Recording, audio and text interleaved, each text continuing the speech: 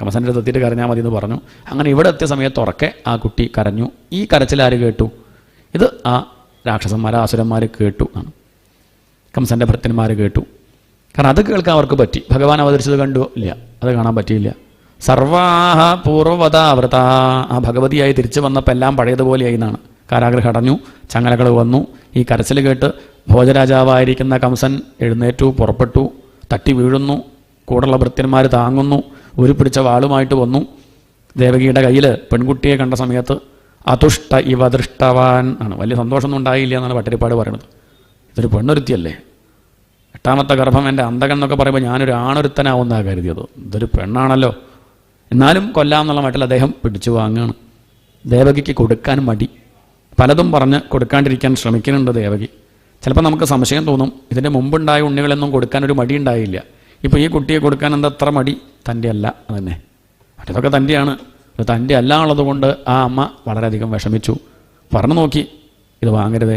എത്രയോ ഉണ്ണികളുണ്ടായി, അവരൊക്കെ അങ്ങ് കൊന്നു. ഇനി പ്രസവിക്കുമെന്ന് നിശ്ചയില്ല. ഈ കുട്ടിയെങ്കിലും വളർത്താൻ തരണേ, ഇത് പെൺകുട്ടിയല്ലേ. തമാഹ ഭ്രാതരം ദേവി കൃപണാ കരുണം സതി സ്നുഷേയം, അതുവരെ പറഞ്ഞു നോക്കി. സ്നുഷേയം തവ കല്യാണ സ്ത്രീയമ്മ ഹന്തുമർഹസി, ഇത് സ്ത്രീയല്ലേ ആണ്. സ്നുഷേയം അങ്ങയുടെ മരുമകളല്ലേ, അങ്ങയുടെ ഉണ്ണി വലുതായ വിവാഹം കഴിച്ചുകൂടെ ഇവളെ? കൊടുക്കൊന്നുമില്ല, എന്നാലും ഇപ്പം ഒന്നും പറയാം, തൽക്കാലം അതിനെ രക്ഷിക്കണ്ടേ, അതിനു വേണ്ടി പറഞ്ഞു നോക്കുക. കൊല്ലരുതേന്ന് പറഞ്ഞെങ്കിലും ദുഷ്ടനായിട്ടുള്ള കംസൻ കേട്ടില്ല. താമര തടാകത്തിൽ നിന്ന് നല്ലൊരു താമരയെ ആനയൊക്കെ ഇങ്ങനെ മതയാന പിടിച്ച് പറക്കില്ലേ, ഇതുപോലെ ആ അമ്മയിൽ നിന്ന് ആ കുട്ടിയെ തട്ടിപ്പറച്ചു. 2 കാലും കൂട്ടിപ്പിടിച്ച് ഹസ്താദാ ചിച്ചിതേഖല, മുകളിലേക്ക് അങ്ങോട്ട് ഉയർത്തി ആഞ്ഞൊരൊറ്റടി. പക്ഷേ അടിക്കുമ്പോഴേക്കും കയ്യിൽ നിന്ന് കൊതറി ഭഗവതി മുകളിലേക്ക് അങ്ങോട്ട് പോയി. സായുധാഷ്ടമഹാഭുജ ദിവ്യസ്രഗംബരാലേപരത്നാഭരണ ഭൂഷിത ധനുശൂലേഷു ശർമാസി ശംഖചക്രഗദാധര. 8 തൃക്കൈകളോടുകൂടി ഭഗവതി ദർശനം കൊടുത്തു കംസന്. ഭാഗ്യവാനാ, ഭഗവതിയെ കണ്ടു. ഭഗവതി എന്താ പറഞ്ഞത്? അരേ ദുരാചാര നൃശംസ കംസ, പരാക്രമം സ്ത്രീകളോടല്ല വേണ്ടു. എടാ ദുഷ്ട കംസ, നിൻ്റെ പരാക്രമം സ്ത്രീകളോടല്ല വേണ്ടത്. എനിക്ക് വേണമെങ്കിൽ ഇപ്പം നിന്നെ കൊല്ലാൻ സാധിക്കും, ഞാനത് ചെയ്യണില്ല. കാരണം സ്ക്രിപ്റ്റ് ഞാൻ വായിച്ചിട്ടുണ്ടേ, അതിൽ കൃഷ്ണനാണ് നിന്നെ കൊല്ലേണ്ടത്. അതുകൊണ്ട് ഞാൻ ഇപ്പോൾ അയാൾക്ക് പണിയില്ലാണ്ടിയാക്കണില്ല, ശരിക്കും കൊല്ലുക വേണ്ടത്. അധികം വൈകാണ്ട് നിൻ്റെ അന്ത്യം ഉണ്ടാവും കൃഷ്ണൻ്റെ കൈകൊണ്ടെന്നും പറഞ്ഞ് ആര് പോയി? ദേവി അങ്ങോട്ട് പോയി. ഒന്നുകൂടി വിഷമായി കംസന്. ഒരു സ്ലോ പോയിസണാണ്, അപ്പം അങ്ങോട്ട് കൊന്നാ കൊന്നേ ഉള്ളൂ. അതാണ് ഇതിപ്പം അധികം വൈകാണ്ട് മരിക്കുന്നു പറഞ്ഞ് പോവുകയും ചെയ്ത് കഴിഞ്ഞാൽ പ്രയാസമല്ലേ. പക്ഷേ കുറച്ച് നേരത്തേക്ക് സദ്ബുദ്ധി, കാരാഗ്രഹത്തിൽ നിന്ന് മോചിപ്പിച്ചു. വസുദേവരെയും ദേവകിയെയും കാൽക്കൽ വീണ് നമസ്കരിച്ചു, ക്ഷമ പറഞ്ഞു. അല്ലെങ്കിലും അവരുടെ വിധി അങ്ങനെയാണെന്ന് കൂട്ടിയാൽ മതി. ഏത് മക്കളുടെ പെട്ടെന്ന് തന്നെ മരിച്ചല്ലോ. മറ്റേത് ആശുപത്രി കിടന്ന് കുറേ കാലം കഴിഞ്ഞ് മരിക്കുക പറഞ്ഞൊന്ന് ആലോചിച്ച് നോക്കൂ. ഇതിപ്പോൾ ഉണ്ടായ ഉടനെ തന്നെ മരിച്ചല്ലോ മക്കളൊക്കെ. ആര് പറയാം? കംസൻ പറയാണ്. അതുകൊണ്ട് എന്തായാലും ജനിച്ചാൽ മരിക്കണ്ടേ, അതെൻ്റെ കൈകൊണ്ട് കഴിഞ്ഞെന്ന് വിചാരിച്ച് സമാധാനിക്കുക. തിരിച്ച് അവനവൻ്റെ കാര്യം ഇങ്ങനെ വിചാരിച്ചൂടെ? കൃഷ്ണൻ്റെ കൈകൊണ്ട് മരിക്കാനാ യോഗം, എന്നാൽ പിന്നെ അങ്ങനെ നടക്കട്ടെ. അത് പറ്റില്ല. വേദാന്തമൊക്കെ പറയാനൊക്കും, അവനവൻ്റെ വിഷയം വരുമ്പോഴാണ് വിഷമം. കുറച്ച് നേരത്തേക്ക് സദ്ബുദ്ധി എന്താ ചോദിച്ചാൽ, ആപതി കിം കരണീയം, ആപത്ത് വന്നാൽ എന്താ ചെയ്യേണ്ടു ചോദിച്ചു കാക്കശ്ശേരിയോട്. അദ്ദേഹം പറഞ്ഞു, സ്മരണീയം പാദയുഗളം അമ്പായാം, ആ അമ്മയുടെ പാദകമലങ്ങൾ സ്മരിക്കുക. തത് സ്മരണേ കിം കുരുതേ, അങ്ങനെ സ്മരിച്ചാൽ എന്താ ഉണ്ടാവുക? ബ്രഹ്മാദീനഭി കിങ്കരീ കുരുതേ, ബ്രഹ്മാദി ദേവന്മാർ പോലും കിങ്കരന്മാരായിട്ട് വരും. ആ അമ്മയുടെ പാദം തൊട്ടതുകൊണ്ടാണ് ദുഷ്ടനായ കംസന് പോലും അല്പനേരത്തേക്ക് സദ്ബുദ്ധി, അല്പനേരമല്ലേ തൊട്ടുള്ളൂ, അതുകൊണ്ട് അല്പനേരം ഒരു സദ്ബുദ്ധി, പിന്നെയും പഴയ ആ ദുർവാസന വന്നു. വൈകുന്നേരം ആയപ്പോഴേക്ക് മനസ്സ് മാറി. ഭൃത്യന്മാരെ, തൻ്റെ മന്ത്രിമാരെയൊക്കെ വിളിച്ചു. ആരൊക്കെയത്? പ്രലംബകചാണൂരതൃണാവർത്തമഹാശനൈ മുഷ്ടികാരിഷ്ടദ്വിവിധ പൂതന കേശിധേനുകൈ. പ്രലംബൻ, ബകൻ, ചാണൂരൻ, അവരൊക്കെ വിളിച്ചിട്ട് പറഞ്ഞു, എൻ്റെ അന്തകൻ ഇവിടെ ഉണ്ടായിട്ടുണ്ട്, ഇത്രയും പെട്ടെന്ന് ഇല്ലാണ്ടിയാക്കണം, എന്താ വഴി? പൂതന പറഞ്ഞു, ഞാൻ പോവാം.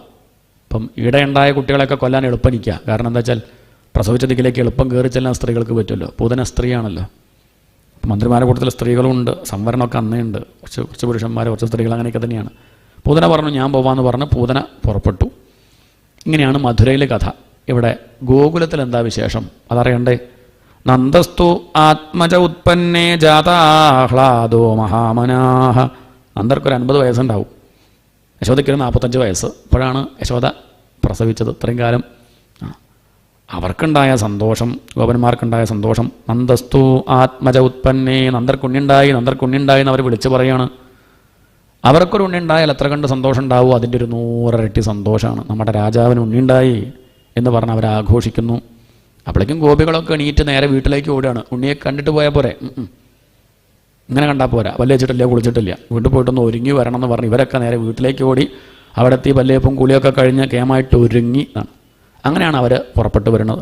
ഗോപ്യസ്വമൃഷ്ടമണികുണ്ടല നിഷ്കണ്ഡ്യശ്ചിത്ര അംബര പതിശിഖാച്യുതമാല്യവർഷാ നന്ദാലയം സവലയ വ്രജതീർവിരേജുഹു വ്യാലോല കുണ്ടലപയോധരഹാരശോഭാ.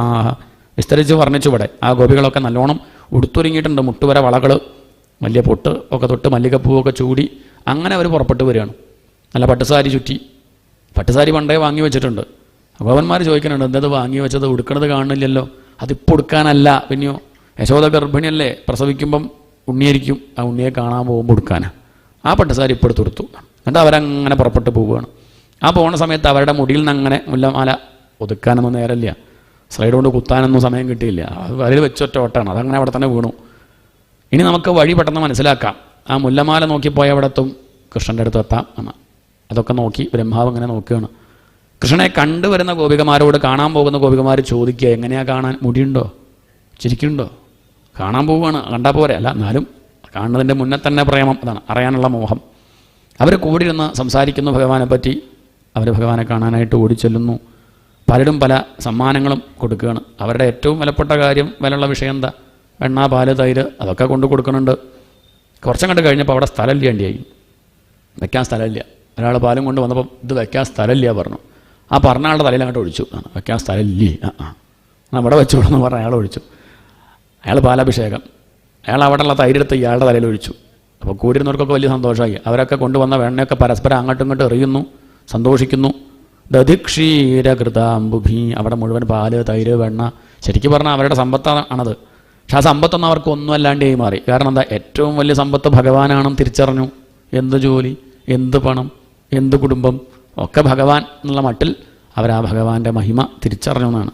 ഹരേർ നിവാസാത്മഗുണൈരമാ ക്രീഡമഭൂൻ നൃപ. ഗോകുലം അങ്ങനെ മിന്നാണ്, വൈകുണ്ഠത്തേക്കാൾ ശോഭിക്കുകയാണ്. കാരണം അവിടെ ജനിച്ചതാരാ, ലക്ഷ്മി വല്ലഭനല്ലേ.